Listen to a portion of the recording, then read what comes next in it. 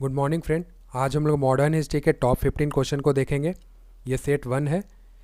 इसके बाद इसका सीक्वेंस और भी आएगा और ये आपके बिहार में होने वाले बिहार दरोगा एग्जामिनेशन या बिहार के अन्य होने वाले किसी भी एग्जामिनेशन के लिए बहुत ही ज़्यादा इंपॉर्टेंट रहने वाला है। क्यों? क्योंकि बिहार दरोगा के लास्ट 10 ईयर के क्वेश्चन से ये सेलेक्टेड क्वेश्चन है और ये बिहार दरोगा में एक से अधिक बार रिपीटेड क्वेश्चन है, प्रीवियस ईयर में पूछे गए क्वेश्चनों में। ठीक है, और ये बिहार के अन्य एग्जामिनेशन में भी इस क्वेश्चन को रिपीट किया गया है, तो ये बहुत ही ज़्यादा इंपॉर्टेंट रहने वाला आपके लिए। तो बने रहिएगा चैनल के आखिरी तक। चलिए स्टार्ट करते हैं। देखेंगे क्वेश्चन नंबर 1, वंदे मातरम गीत के रचनाकार कौन है? बहुत ही इजी क्वेश्चन। तो क्वेश्चन नंबर 1 का ऑप्शन डी सही होगा, बंकिम चंद्र चटर्जी। देखते हैं।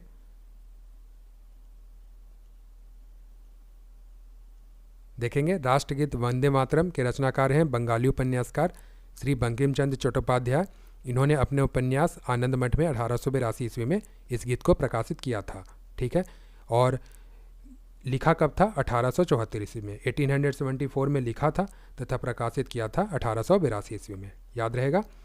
और वंदे मातरम गीत को पहली बार 1896 ईस्वी में 1896 में भारतीय राष्ट्रीय कांग्रेस के कलकत्ता अधिवेशन में गाया गया था और कलकत्ता अधिवेशन की अध्यक्षता की थी रहमतुल्ला एम सयानी ने। और इस अधिवेशन में वंदे मातरम गीत को गाया था रविंद्रनाथ टैगोर जी ने और लिखा किन्होंने था? श्री बंकिम चंद्र चट्टोपाध्याय जी ने 1874 ईस्वी में। तो कंफ्यूज नहीं होना, लिखा गया था बंकिम चंद्र चट्टोपाध्याय जी के द्वारा और कलकत्ता अधिवेशन में पहली बार गाया गया था रविंद्रनाथ टैगोर जी के द्वारा। तो याद रखिएगा। चलते हैं अगले क्वेश्चन पे। क्वेश्चन नंबर 2 देखेंगे, कौन से प्रसिद्ध भारतीय नेता सीमांत गांधी के रूप में जाने जाते हैं? बहुत ही इजी क्वेश्चन, रिपीटेड क्वेश्चन है ये। तो ये है ऑप्शन ए सही होगा, खान अब्दुल गफ्फार खान। देखते हैं यहाँ पर। खान अब्दुल गफ्फार खान उस समय के अखंड भारत के नॉर्थ वेस्ट फ्रंटियर प्रोविंस के तेजस्वी कांग्रेस नेता थे और महात्मा गांधी के नक्शे कदम पर चलने वाले नेता थे, जिस कारण इन्हें सीमांत गांधी के रूप में जाना जाता है। पहली बार अमीर चंद्र बोमवाल ने इन्हें सीमांत गांधी कहकर संबोधित किया था। इसके अलावा खान अब्दुल गफ्फार खान को फ्रंटियर गांधी, सरहदी गांधी, मुस्लिम गांधी, बच्चा खान और बादशाह खान के नाम से जाना जाता है और ये पहले गैर भारतीय थे जिन्हें भारत रत्न दिया गया। तो ये सभी इंपॉर्टेंट पॉइंट है, याद रखिएगा। चलते हैं अगले क्वेश्चन पे। क्वेश्चन नंबर 3 को देखेंगे, थर्ड क्वेश्चन, गांधी जी के नमक सत्याग्रह का एकमात्र उद्देश्य क्या था? तो ये 11 सूत्री मांग पर भी निर्भर था। तो क्वेश्चन नंबर 3 का ऑप्शन ही सही होगा। अगले क्वेश्चन पे चलते हैं। क्वेश्चन नंबर 4 को देखेंगे, व्यक्तिगत सत्याग्रह किसने आरंभ किया था? तो ये ऑप्शन ए सही होगा, विनोबा भावे जी ने, आचार्य विनोबा भावे ने। देखेंगे व्यक्तिगत सत्याग्रह 1940 में शुरू की गई थी। यह पूर्णतः अहिंसक आंदोलन था और इसके प्रथम सत्याग्रही थे आचार्य विनोबा भावे। दूसरे सत्याग्रही थे जवाहरलाल नेहरू और बिहार में प्रथम सत्याग्रही थे श्री कृष्ण सिंह और दूसरे थे अनुग्रह नारायण सिंह, याद रहेगा। इसके तीसरे सत्याग्रही ब्रह्मदत्त थे, लेकिन ये क्वेश्चन बहुत बार नहीं, ये क्वेश्चन पूछा ही नहीं गया, ज़्यादा से ज़्यादा रिपीटेड होता प्रथम और दूसरे सत्याग्रही से। तो ये दोनों नाम ध्यान रखिएगा। आचार्य विनोबा भावे ने इस आंदोलन को आरंभ किया था और इसके दूसरे सत्याग्रही थे जवाहरलाल नेहरू। तो याद रहेगा। चलिए अगले क्वेश्चन पर चलते हैं। क्वेश्चन नंबर 5 देखेंगे, 1921 का मोपाल विद्रोह कहाँ हुआ था? तो 1921 का मोपाल विद्रोह हुआ था केरल में, ऑप्शन बी सही होगा। देखेंगे मोपाल विद्रोह केरल के मोपाल मुसलमानों द्वारा 1921 में स्थानीय जमींदारों एवं ब्रितानियों के विरुद्ध किया गया यह विद्रोह था। चलेंगे अगले क्वेश्चन पे। क्वेश्चन नंबर 6 को देखेंगे, ब्रिटिश शासन के दौरान बिहार को एक अलग प्रांत का दर्जा किस वर्ष प्राप्त हुआ था? रिपीटेड क्वेश्चन और बहुत ही easy question. Question number B 1912 ईस्वी में। 1912 में बंगाल से अलग होकर बिहार और उड़ीसा एक अलग प्रांत बना था तथा 1936 में बिहार से उड़ीसा अलग हुआ था। ठीक है, और 2000 में बिहार से झारखंड अलग होता है, तो याद रहेगा। चलते हैं अगले क्वेश्चन पे। क्वेश्चन नंबर 7 देखेंगे, निम्नलिखित में से किस अधिवेशन के तहत लॉर्ड कॉर्नवालिस को अपने काउंसिल के फैसले को रद्द करने का अधिकार प्राप्त हुआ था?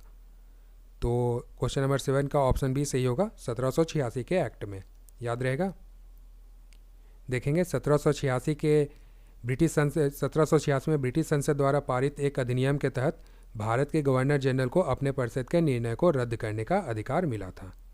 ठीक है, और जैसा कि क्वेश्चन में बताया गया है कि यह पहली बार गवर्नर जनरल लॉर्ड कॉर्नवालिस को प्राप्त हुआ था। याद रहेगा। चलते हैं अगले क्वेश्चन पे। क्वेश्चन नंबर 8 देखेंगे, इंपीरियल कैडर कोर की स्थापना किसने की थी? बहुत ईजी, बहुत बार रिपीटेड क्वेश्चन। तो इसकी स्थापना की थी लॉर्ड कर्जन ने, ऑप्शन बी सही होगा। और 1901 ईस्वी में इंपीरियल कैडेट कोर की स्थापना की थी लॉर्ड कर्जन ने, और यह सैन्य प्रशिक्षण केंद्र था। याद रहेगा। चलते हैं अगले क्वेश्चन पे। फ्रेंड्स, अभी मैं इजी क्वेश्चन ला रहा हूँ, इसके बाद थोड़ा सा मैं क्वेश्चन के लेवल को इंक्रीज करूँगा। यह सेट 1 था, इसके बाद आपको लेवल थोड़ा हाई देखने को मिल सकता है। ठीक है, तो बने रहिएगा हमारे चैनल के साथ। क्वेश्चन नंबर 9 देखते हैं, कर्जन वायली की हत्या के आरोप में किसे मृत्युदंड दिया गया था? तो मृत्युदंड दिया गया था, ऑप्शन डी सही होगा, मदन लाल ढींगरा को। 1906 ईस्वी में मदन लाल ढींगरा 1906 ईस्वी में इंग्लैंड गए थे तथा 1 जुलाई 1909 ईस्वी को कर्जन वायली को गोली मारकर इन्होंने कर्जन वायली की हत्या कर दी थी, और 17 अगस्त 1909 को इन्हें फांसी दे दी गई थी। ठीक है, 1906 में इंग्लैंड गए थे, 1909 में 1 जुलाई 1909 को कर्जन वायली की गोली मारकर इन्होंने हत्या कर दी, और 17 अगस्त 1909 को मदन लाल ढींगरा जी को फांसी दे दी गई थी। चलते हैं अगले क्वेश्चन पे। क्वेश्चन नंबर 10 देखेंगे, महात्मा गांधी ने भारतीय राष्ट्रीय कांग्रेस के किस अधिवेशन की अध्यक्षता की थी? तो 1924 में महात्मा गांधी जी ने कांग्रेस के बेलगांव अधिवेशन की अध्यक्षता की थी। क्वेश्चन थोड़ा सा अधूरा रह गया है। 1924 में महात्मा गांधी जी ने भारतीय राष्ट्रीय कांग्रेस के बेलगांव अधिवेशन की अध्यक्षता की थी। याद रखिएगा। और ये बेलगांव जो अधिवेशन था, ये एकमात्र अधिवेशन था जिसका अध्यक्षता महात्मा गांधी जी ने की थी। याद रहेगा, महात्मा गांधी जी ने भारतीय राष्ट्रीय कांग्रेस के एकमात्र अधिवेशन बेलगांव अधिवेशन की अध्यक्षता की थी 1924 ईस्वी में। अगले क्वेश्चन पर चलते हैं। क्वेश्चन नंबर 11 देखेंगे, नाउ और नेवर पंपलेट किसने लिखा था? क्वेश्चन नंबर 11 तो लिखा था किसने? रहमत अली ने, ऑप्शन सी सही होगा।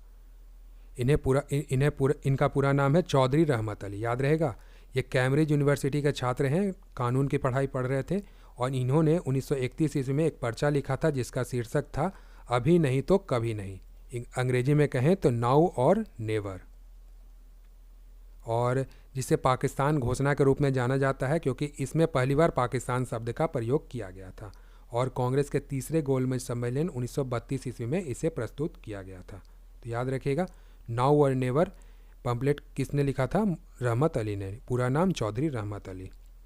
चलते हैं अगले क्वेश्चन पे। क्वेश्चन नंबर 12 देखेंगे, भगत सिंह, राजगुरु और सुखदेव को कब फांसी दी गई थी? तो याद रखिएगा 1931 ईस्वी में 23 मार्च 1931 को। याद रहेगा, ऑप्शन ए सही होगा। लाहौर सेंट्रल जेल के भीतर इन्हें फांसी दे दी गई थी। याद रहेगा। चलते हैं अगले क्वेश्चन पे। क्वेश्चन नंबर 13 देखेंगे, इनकलाब जिंदाबाद का नारा किसने दिया था?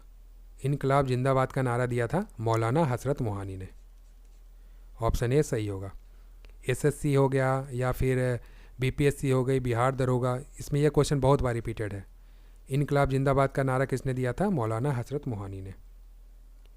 इनकलाब जिंदाबाद का नारा मौलाना हसरत मोहानी जी ने दिया था 1921 ईस्वी में, और इसका हिंदी अनुवाद होता है क्रांति अमर रहे।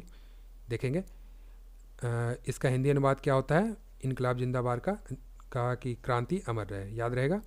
और देखेंगे नेक्स्ट पॉइंट में, हिंदुस्तान सोशलिस्ट रिपब्लिक एसोसिएशन का यह एक आधिकारिक नारा था इनकलाब जिंदाबाद, और हिंदुस्तान सोशलिस्ट रिपब्लिक एसोसिएशन की स्थापना दिल्ली के फिरोज शाह कोटला मैदान में किया गया था, जिसे वर्तमान में अरुण जेटली स्टेडियम के रूप में जाना जाता है।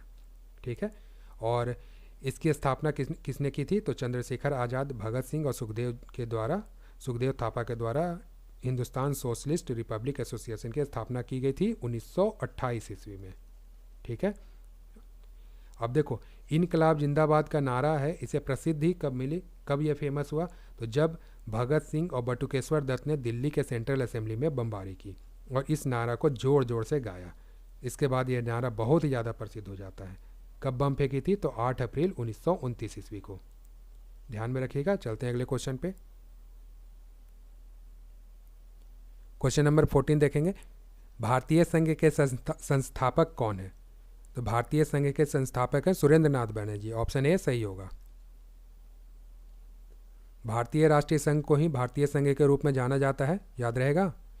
और सुरेंद्र नाथ बैनर्जी ने 26 सितंबर 1876 को अपने मित्र आनंद मोहन बोस के साथ मिलकर भारतीय राष्ट्रीय संघ की स्थापना की थी। ठीक है, चलेंगे अगले क्वेश्चन पे। क्वेश्चन नंबर 15 देखेंगे। कूका आंदोलन को किसने संगठित किया था? कूका आंदोलन को संगठित किया था गुरु रामदास जी ने। ऑप्शन सी सही होगा। देखेंगे, कूका एक सिख संप्रदाय है जिसे नामधारी भी कहते हैं, याद रहेगा। और कूका आंदोलन को गुरु राम सिंह जी ने संगठित किया था और इसकी शुरुआत कब हुई थी? 12 अप्रैल 1857 ईस्वी को। तो ये इस सीरीज का आखिरी क्वेश्चन था, क्वेश्चन नंबर 15। आशा करता हूँ कि ये आपको पसंद आया होगा। धीरे धीरे मैं लेवल को हाई करूँगा, क्वेश्चन के लेवल को हाई करूँगा, तो बने रहिए हमारे चैनल के साथ। डेफिनेटली आपको आपके तैयारी में हेल्प करेगा ये सीरीज। ठीक है, तो नए व्यूअर हैं तो चैनल को सब्सक्राइब जरूर कीजिएगा। तो मिलते हैं नेक्स्ट वीडियो में। जय हिंद।